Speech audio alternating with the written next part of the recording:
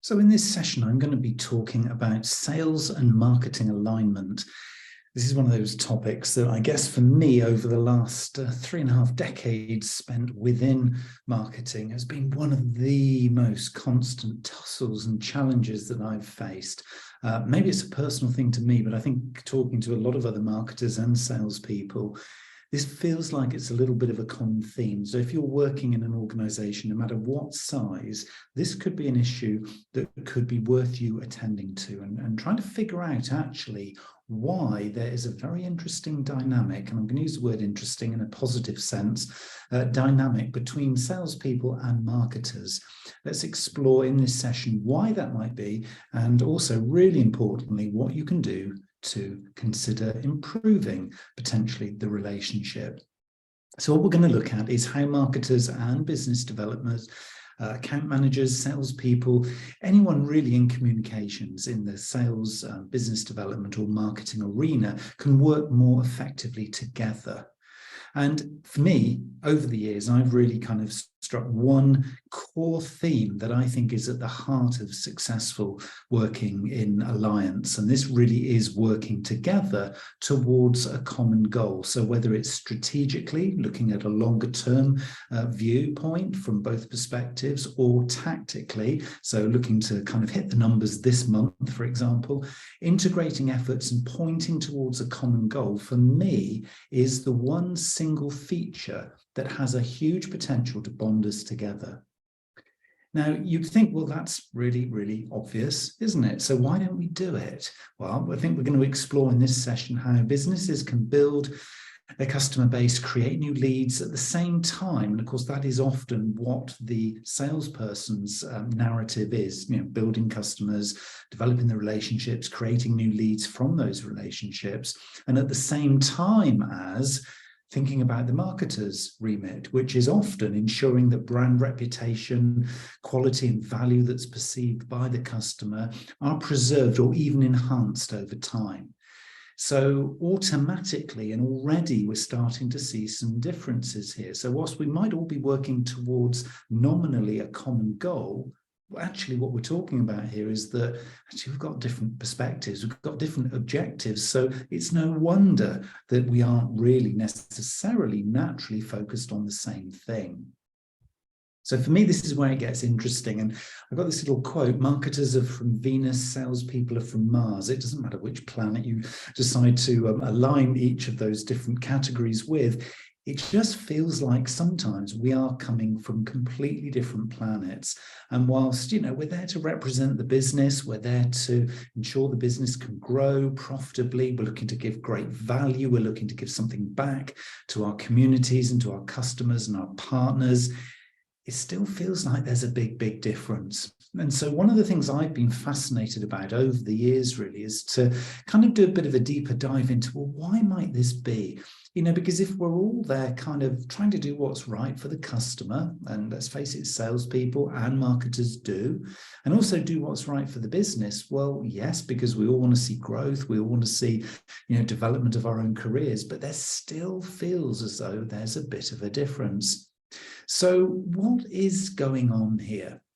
Well, if we first of all start with the concept of strategy. Now, when I define strategy, if you've listened to any of my sessions before, you'll know that I'm talking about a longer term horizon. So kind of looking out into the future. So strategic kind of vision, if you like, is something that looks to the medium to longer term. So we're looking out.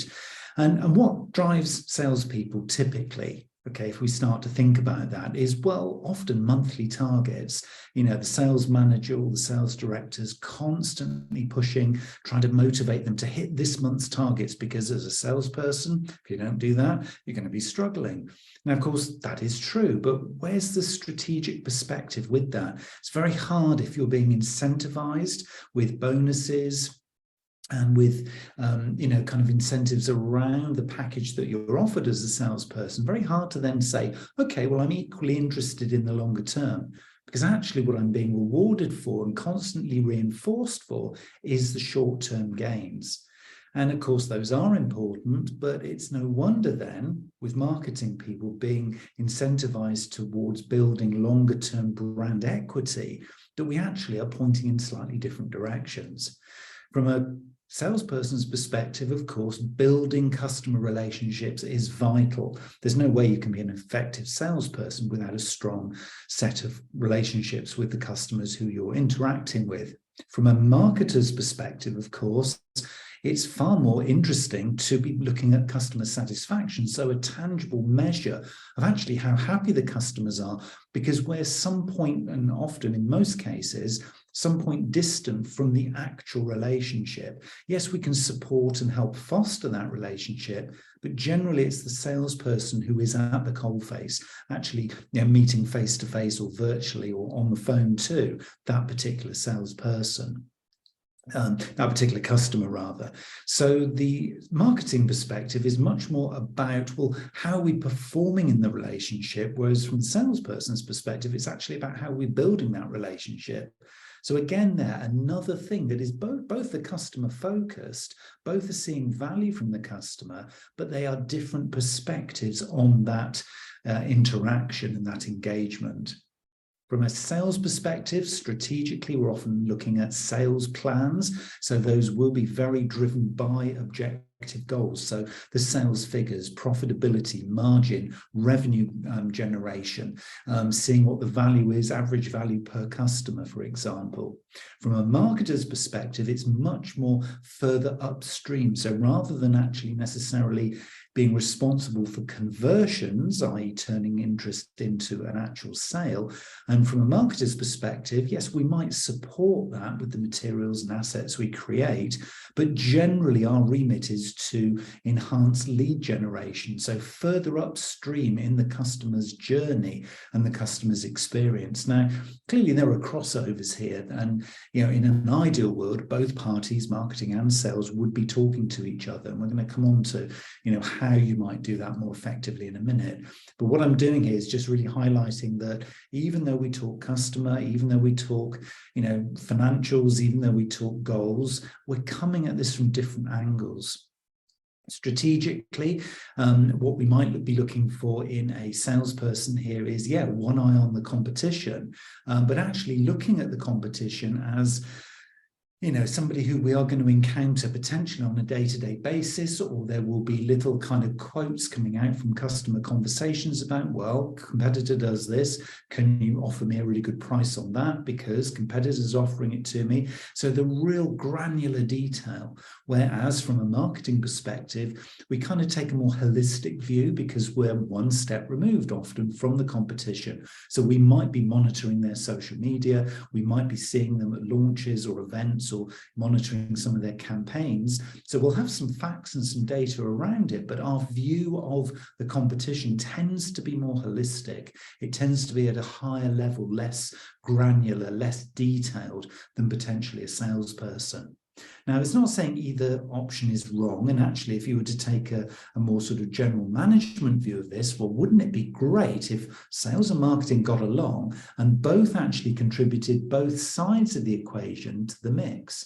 Because wouldn't we want both when we're building strategies and plans? So what does sales and marketing actually then think about each other? Well, certainly sales thinks about marketing that it spends all day doing social media posts. Come on, if you're in a sales role, that's probably what you think marketing is doing. And it's become more and more prevalent as marketers talk more and more about the value of social media. A salesperson probably thinks it takes forever to design and write sales materials. I asked for that material before Christmas and here you are, you're still talking about it and I still haven't got it. For goodness sake, it's only designing and writing some materials. Surely that's your job.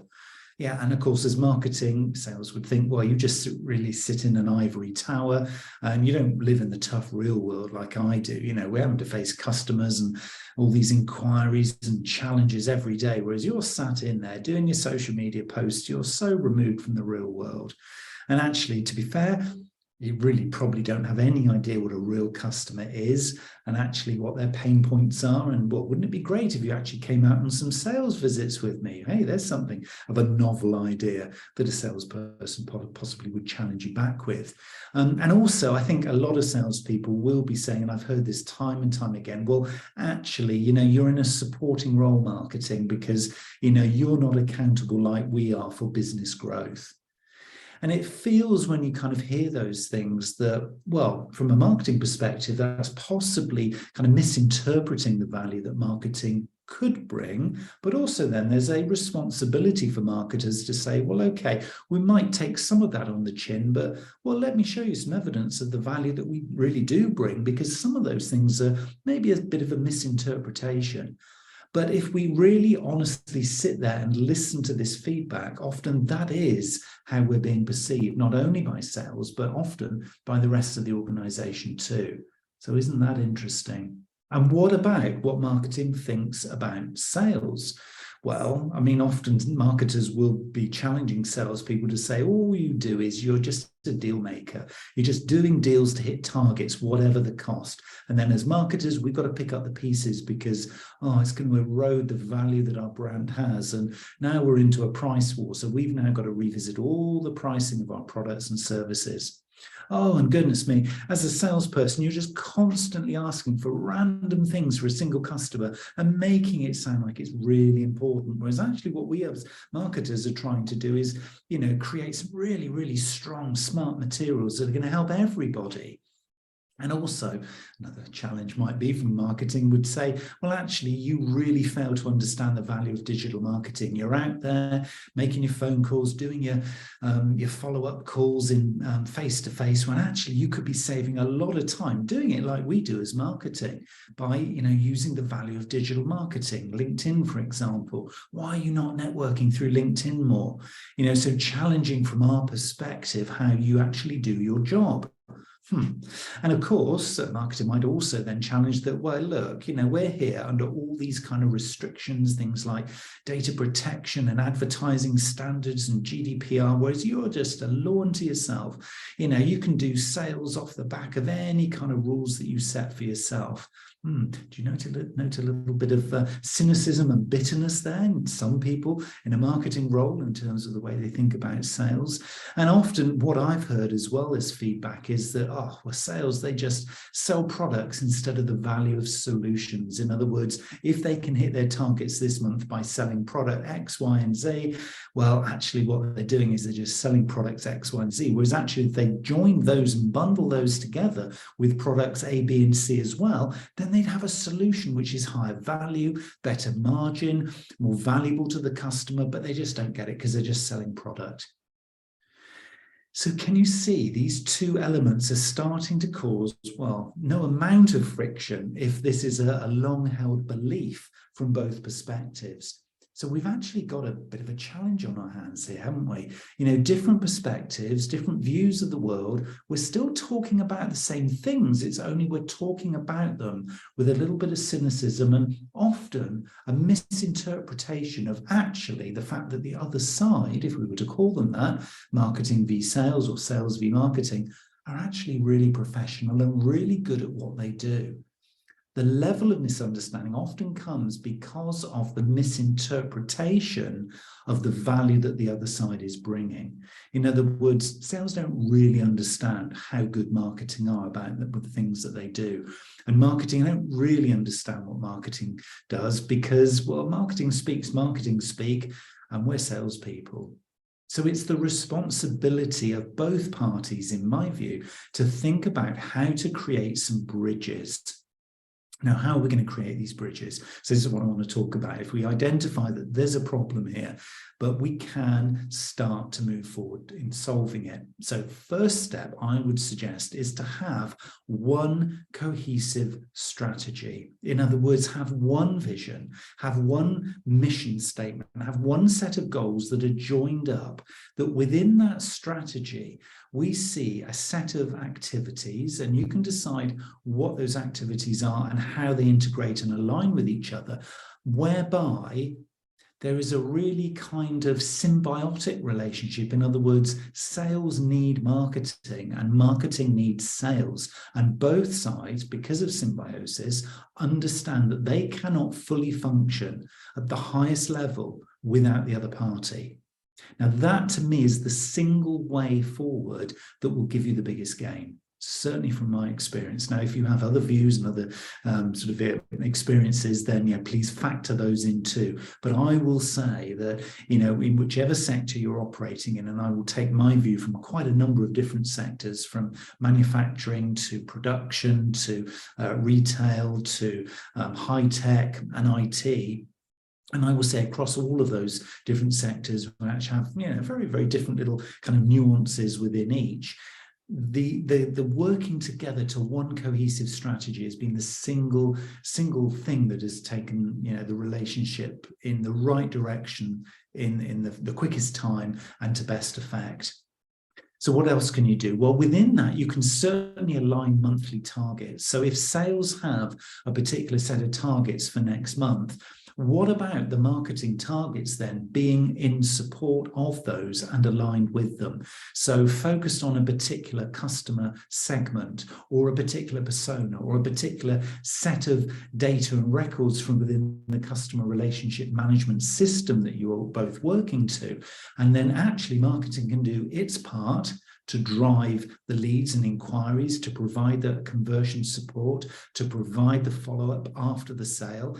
And sales can go in with those same target customers off the back of that marketing activity, following the same targets.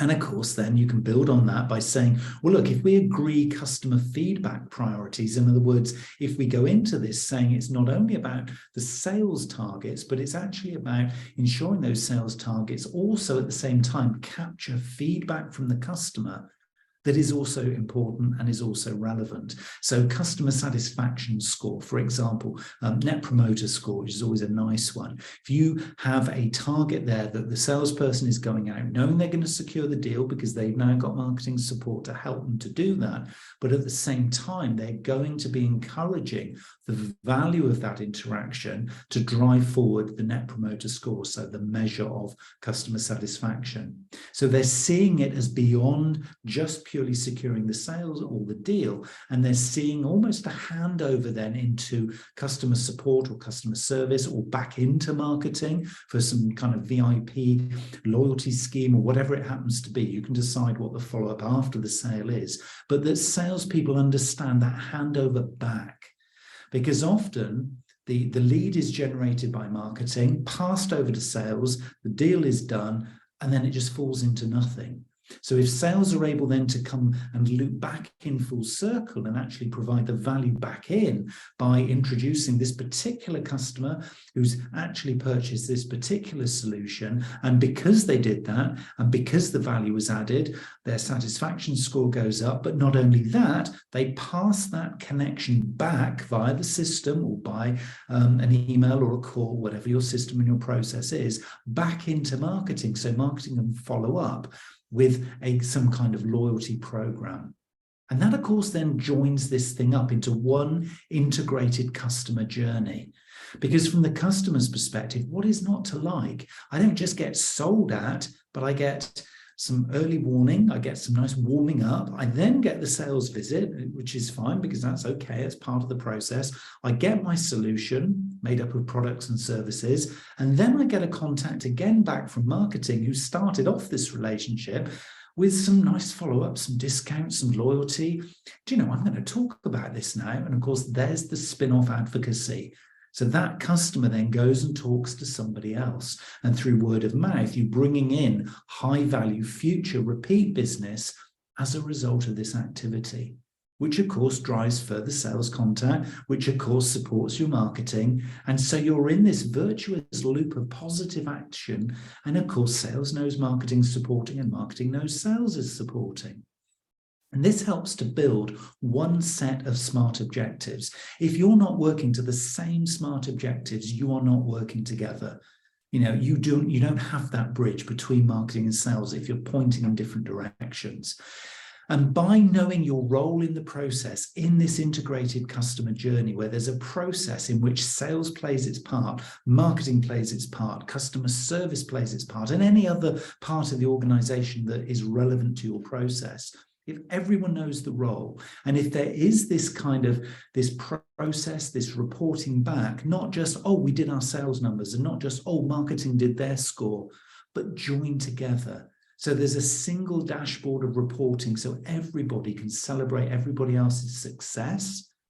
Then perhaps then, if you were to test this out and see that it can work, you could potentially rename everybody involved to being perhaps the business growth team. So rather than saying the marketing team or the sales team or customer service, you really act on this cohesive planning and this cohesive activity by calling everyone involved the business growth team.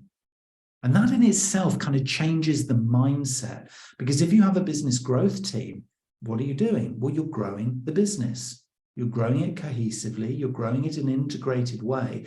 And if you can imagine from the customer's perspective how that looks and feels, well, it's joined up. It's high quality. It's premium value. So there is no real reason to not like this because of the efficiencies, the effectiveness, the timeliness, and just the kind of the sort of the smiling faces of everyone involved, because suddenly now everybody gets everybody else's part that they've been trying to play over the years, but in a disjointed way.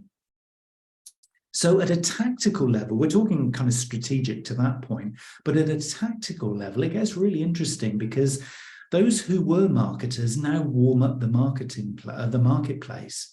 And those who were salespeople in this business growth team now lead the customer through their journey. So the marketers warm up the marketplace, they introduce the concepts to the customer, and the salespeople lead them hand-holding them or step by step through their journey. There's nothing really not to like about this. You know, once you start working together and you start seeing that this is a symbiotic relationship where you're working with one set of SMART goals through a realistic sales pipeline, you get, as a marketer, a true understanding of what it's really like being in sales. And if you have one agreed list of priority sectors, of messages and as products, so that you can pick off the low-hanging fruit at the same time as hitting those strategic goals, from a sales perspective, you begin to understand what marketing do and what marketing go through. If you have one campaign schedule with allocated resources, in other words, joining up the people, the time and the budget, you've got one campaign schedule. So everybody knows the timing. Nobody says, oh, well, we're always waiting for this or that, because everybody's joined up. All the assets and the materials and the requirements of a campaign are created in advance with everybody's agreement. So everybody's bought into the activity.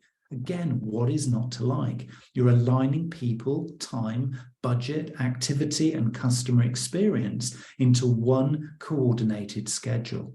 So no longer do you have salespeople, you have business growth people. No longer are marketers, they're business growth communicators, everybody pointing in the same direction. And one lead generation set of guidelines. In other words, you know, when we're actually going out to talk to this particular customer, be it through marketing campaign and or through some sales activity, you know, what we're looking for here is, yeah, we're looking to generate some sales. We are looking to hit the numbers, but at the same time, we're actually looking to build value with that customer's relationship. So we go out not just to sell, but we go out with some best case goals for enhancing that relationship. We also go out with a kind of a realistic set of expectations, because not every customer is going to get it. You know, we don't know who's going to necessarily buy this thing. And at a very, very worst case, this is an opportunity, even if in this particular campaign, we don't hit the sales targets, the information and data gathering that the salesperson can do, because they now understand why we collect data so we can enhance future campaigns. Even that, at the very worst case, gives us some value from this joined up campaign. So lead generation can be then a circular, cyclical activity that really allows us to have a win-win as we go through it. We're capturing data, we're making sales, we're enhancing, we're learning, and we're sharing together as one very, very joined up team. So you become stronger and stronger and stronger. Now, I mentioned the customer journey here, and this is where I really think building the bridges between sales and marketing can really score. So when we look at the three phases of the customer journey, there's an awareness phase. Both parties have something to play. If you look at the conversion phase, where the customer or the prospect rather turns into a customer, so they commit, they buy. And then you look at the retention phase. Again, both parties, sales and marketing, as part of this business growth team, have got a really significant part to play. You know, from an awareness stage, if you are doing business growth rather than dispersed sales and marketing, you can look at building energy around value propositions. So you don't start talking about product sales and service sales. You talk about value propositions and you begin to communicate, market and sell those, because ultimately that is what the customer's after. Value of the outcome. The difference between their world before and after they've engaged with you. And of course, it allows you as a team to agree and share your core competencies, the things that make you special and unique as an organization. Really, really important. And it also allows you to build and enhance social engagement. So no matter what the touch point at this early stage of the customer journey, where you're still helping people to become aware of the value that you're going to bring to them, you can be doing that through multiple channels. Yes, the sales visit. Yes, maybe some telemarketing, but yes, also through social networks, through events, through competitions, through advertising, whatever it happens to be, to begin that journey for your prospect. So sometimes it's going to be actively listening. And as you listen, either as a salesperson or a marketer, it's about capturing that insight. It's about capturing the little nuances of what customers really need and what they're feeling right now, and putting that into a coordinated central system so that everybody can call on it, so that the marketers know the kind of tone of voice and the kind of style that's appropriate for the next campaign, at the same time as the salespersons actually know what to do when they actually go out and speak to the customers, and kind of what the hot topics are, what those burning conversations or issues that they want solved. So it really does join things up, and it helps everybody, sales and or marketing, to be focusing on customer outcomes, not just products. The danger of doing isolated sales and isolated marketing activities is we get swept along by our own stuff. Once you start working together with these kinds of goals, any stage of the customer journey, but particularly at this awareness stage, we can really focus on what difference do we make to our customers. So focusing on their outcomes. And those can be great, great conversations. And it really will foster, faith in the customer's eyes that, you guys are worth dealing with, and that you're actually going to give them a lot more value than the competitor down the road. So what you're doing here, working together in this business growth team, is you're driving that prospect towards the conversion stage of their journey. So you're building the faith, you're creating that trust and that level of, authenticity and credibility working together. So just before this prospect is ready to convert, and this is where the salesperson gets super excited, because it's like, oh, we're nearly there. We nearly got this person over the line. So how is marketing going to support that? And how is sales going to then work with marketing to do this? Well, it's sharing the value through case studies. So if marketing can be sort of facilitating and providing, empowering and engaging and really enticing case studies about customers just like this one we're talking about, who have been through this journey before and how delighted they are, how absolutely amazed they were at the value they got, so that the salesperson and the marketer through social media and web can actually share those kinds of examples.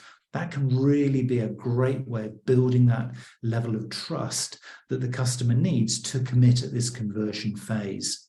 And also it can help the salesperson to answer the barriers to, that are potentially, not helping with the closure of this sales deal or this sales encounter.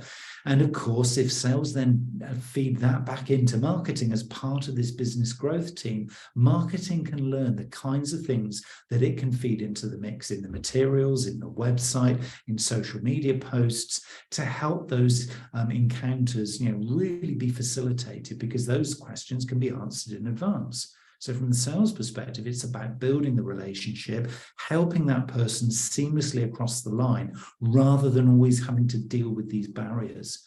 So again, working together allows you to identify and fix any kind of blockages, if you like, to the sales pipeline at that stage. And of course, this is a critical stage, getting somebody over the line from being a prospect into being an actual customer.